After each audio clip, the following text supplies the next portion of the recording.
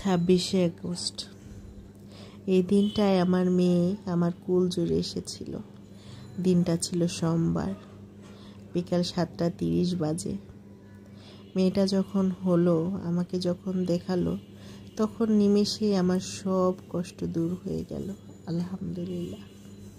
বিসমিল্লাহির রহমানির রহিম। আসসালামু আলাইকুম। কেমন আছেন সবাই? আমি আমার প্রাণের শহর ঢাকা থেকে বলছি। আমি বিথি। আজকের এই ছোট্ট ব্লগ নিয়ে হাজির হয়ে গেলাম।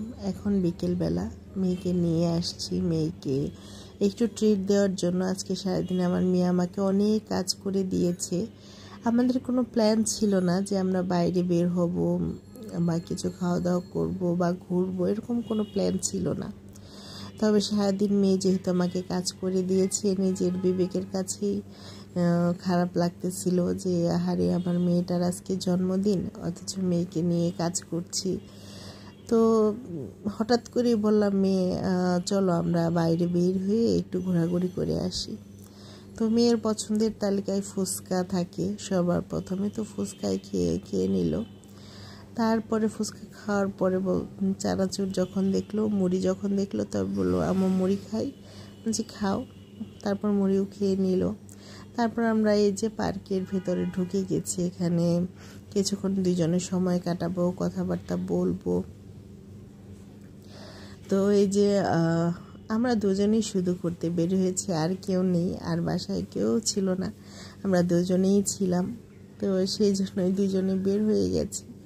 আবার মেয়েরা যখন হলো না, তখন এমনভাবে তাকিয়েছিল, হওয়ার পরপরই যখন কোলে নিল, সবাই বলতেছিলাম, তো ওটিতে ছিলাম, ওটি থেকে যখন বের হলাম সবাই বলতেছিল কিভাবে সবাইকে দেখছে, আমরা কি ওকে দেখবো, ওই আমাদের দেখে শেষ করতে পারছে না। তো সবাই এত খুশি হয়েছিল, মানে যে খুশি আসলে ঠিকানা নেই। হাসপাতাল ভর্তি এত মানুষ ছিল যে নার্সরা পর্যন্ত বলতেছিল যে মেয়ে হয়েছে তাতেই এত খুশি, ছেলে হলে না জানি কত খুশি হতো। তো আমার দেবর সব সময় চাইতো আমার একটা ছেলে হোক। তো সে মানে চাইতোই যে একটা ছেলে হবে। তখন যখন দেখলো আমার মেয়েটা এত সুন্দর হয়েছে, মাশাআল্লাহ, সে এতটা অস্থির হয়ে গিয়েছিল। মানে আমার হাজবেন্ড তখন দেশের বাইরে থাকতো। তো আমার মেয়ের বাবাকে ফোন দিয়ে বলতেছে, মানে ও কথাই বলতে পারতেছে না, মানে এতটা অস্থির হয়েছিল যে এত সুন্দর হয়েছে, মানে প্রশংসার জন্য কথাই নাকি বলতে পারতেছিল না। আর এত খুশি হয়েছে মেয়েকে দেখে। তখন বলে, না ছেলের দরকার নেই, আমার এরকম মেয়ে আরও হলেও সমস্যা নেই। তো সবাই অনেক খুশি হয়েছিল। আসলে এই খুশিটা বলার মতো ভাষা রাখে না। তো আমরা সবাই খুশি হয়েছিলাম। আমি তো মেয়েই চেয়েছিলাম, মেয়ে ছেলে যেটাই হোক, আমি চেয়েছিলাম সুস্থ হোক, ভালো মতো হোক, মানে কোনো যেন সমস্যা না থাকে, এরকম চেয়েছিলাম। তো আলহামদুলিল্লাহ আমার কোল জুড়ে মেয়ে এসেছে। আমার মেয়ের 11 বছর পূর্ণ হলো, 12 বছরে পা দিল।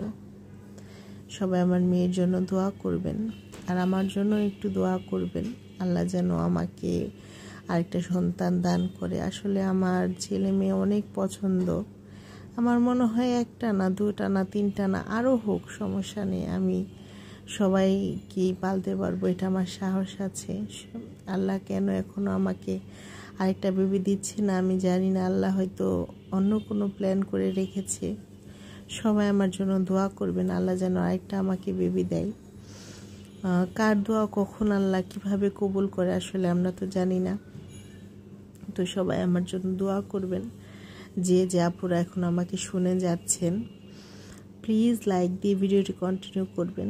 আর যারা লাইক দিয়ে সাবস্ক্রাইব করে আমার বন্ধু হয়ে পাশে আছেন, তাদেরকে জানাই আমার মনের গভীর থেকে অনেক অনেক ভালোবাসা। তো আমার রান্না বান্না দেখে হয়তো বুঝেই গেছেন আমি কি রান্না বান্না করতেছি আজকে। তো অল্প একটু গরুর গোস্ত ছিল, এটা আমি অন্য কাজের জন্য রাখছিলাম। তো মেয়ে বাসায় আসার পর বলতেছে, আম্মু আমার জন্য একটু বিরিয়ানি রান্না করবা, আমার খুব বিরিয়ানি খেতে ইচ্ছে করতেছে। তো এইভাবে বলতেছে, আবার আজকে জন্মদিন ওর, তো কোনোভাবেই না করার কোনো অপশনই ছিল না। তো তারপরে এসে বাসায় এসে ঝটপট সব কিছু রেডি করে নিলাম, রেডি করে তারপর রান্না করতেছিলাম। আর বিরিয়ানি রান্নার রেসিপিটা আপনাদের কি বলবো, আপনাদের তো মানে আমার চেয়ে অনেক ভালো রান্নার অভিজ্ঞতা। সব আপুদের সুন্দর সুন্দর রান্না দেখে কত রান্না যে শিখি তার কোনো এখন হিসাব নেই। কিছু রান্না নতুন নতুন রান্না শিখছি, দেখছি, রান্নাও করছি, ভালো লাগছে। তো আমি গরুর মাংসকে ছোট ছোট পিস করেছি। মেয়েই বলেছিল, আম্মু তুমি এমনভাবে পিস করবা যেন মাংসটাকে যেন ছিঁড়তে না হয়। তো সেইভাবে আমি ছোট ছোট পিস করেই নিয়েছি। এই যে দেখতেই পাচ্ছেন, একদম ছোট ছোট করেই নিয়েছি। মেয়েরা যেভাবে বলছিল সেভাবেই রান্না করতেছি। তো এই যে এখন সুন্দর করে মাংসটাকে কষিয়ে নিয়ে তারপরে চালটা দিয়ে দিব। আর এক চুলায় আমি গরুর দুধ জাল করে নিচ্ছি। আমি পুরোটা দুধ দিয়েই রান্না করব। অবশ্য দুধের মধ্যে পানিও আছে, ফুল যে দুধ তা না। যেহেতু গ্রামের বাড়ি থেকে দুধগুলো আনা হয়েছে, দুধগুলাতে পানি দিলেও না এতটা পাতলা হয় না।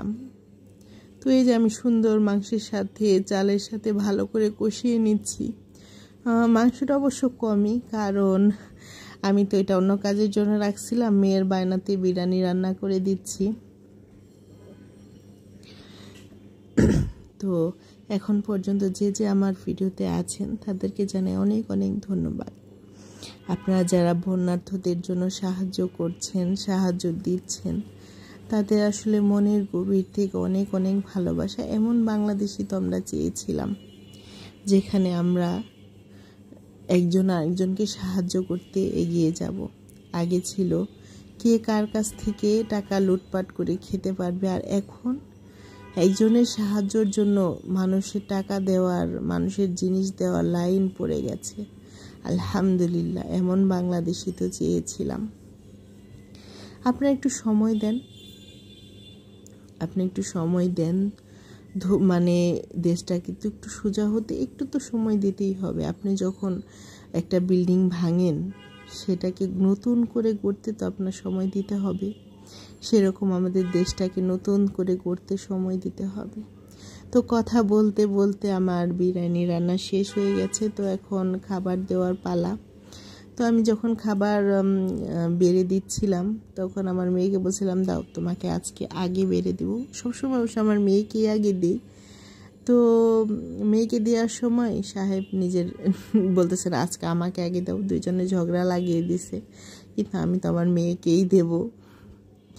তো এরকম আমাদের খুনসুটি সবসময় চলতেই থাকে।